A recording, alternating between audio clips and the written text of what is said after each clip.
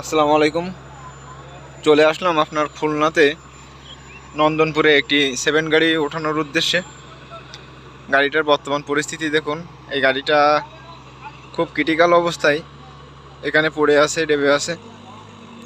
Satkhira chain copper Solaiman ভাইয়ের মাধ্যমে এটি এখন উদ্ধারের ব্যবস্থা করা হবে। যোগাযোগ নম্বর আমার আইডিতে দেওয়া থাকবে, আপনারা যে কোনো প্রয়োজনে যোগাযোগ করবেন।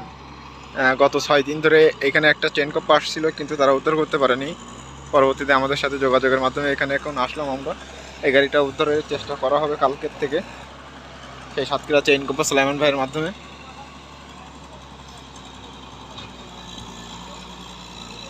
গাড়িটা পুরোটাই এক সাইড ঢালু হয়ে আছে, কাত হয়ে আছে।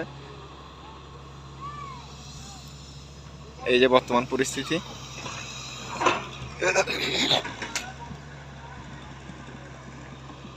এটা গাড়ির পেছন সাইড, গাড়িটা হালকা হালকা কাত হয়ে আছে। এই সাইড, ইঞ্জিন সাইডটা হালকা কাত আছে।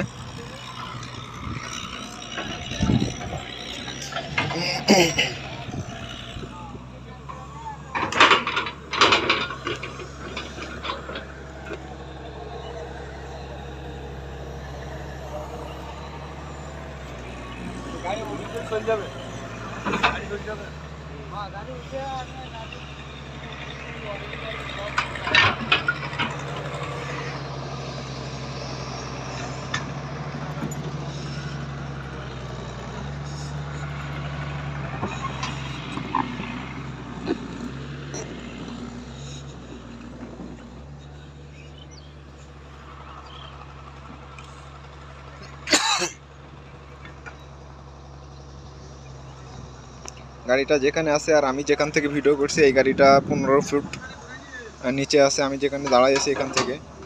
তবে চেনের সামনে যে মাটিটা আছে এই লেভেল করে আমরা স্লোবে টান দিয়ে হবে ইনশাল্লাহ।